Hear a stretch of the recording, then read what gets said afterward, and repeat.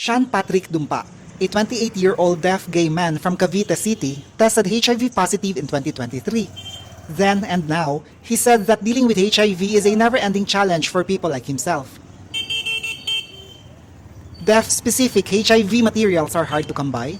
There were no HIV-specialized Filipino Sign Language or FSL interpreters, and existing service providers are unfamiliar with the deaf culture and with FSL.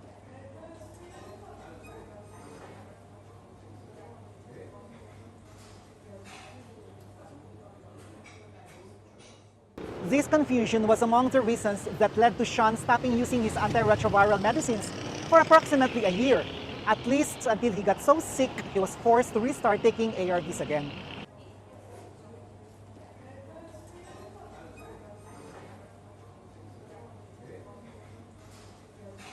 Interestingly, there is actually a local law that mandates providing deaf-specific support in accessing healthcare. Republic Act 11106 or the Filipino Sign Language Act tasks the Department of Health to ensure accessible and barrier-free health services, including those for sexual and reproductive health, as well as HIV and AIDS, by using FSL and providing trained personnel. The lament, therefore, is the continuing lack of this.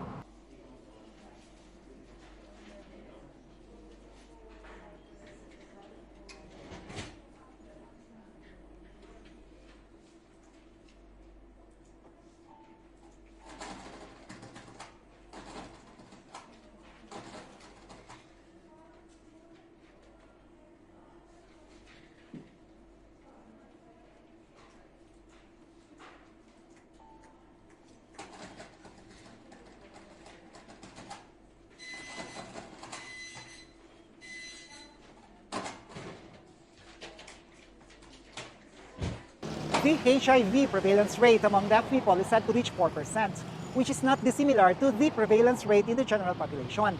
And yet misconceptions abound that asexualized, infantilized, or desexualized deaf people, neglecting that they also engage in risky sexual practices, like having multiple sexual partners, as well as inconsistent drug abuse. Their risks, it has to be stressed, is due to the lack of, if not complete absence of responses to deaf-specific challenges.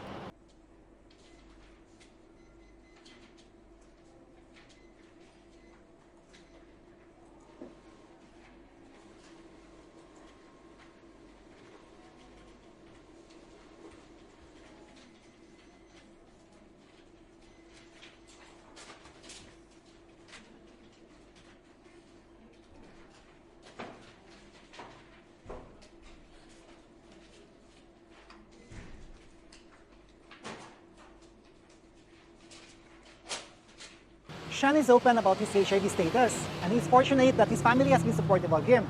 But he knows that this is not true for everyone. And so for him, the push should be in deaf people having access to testing, and if someone tested HIV positive, access to deaf-sensitive care and support.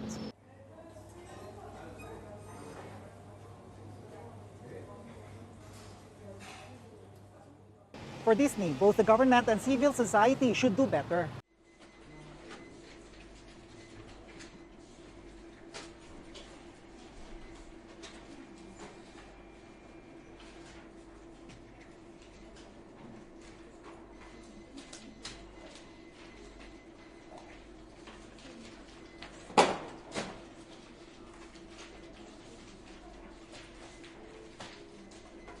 And in the end, unless necessary steps are taken to make HIV services truly inclusive, then certain populations, like the deaf community, will continue to be left behind.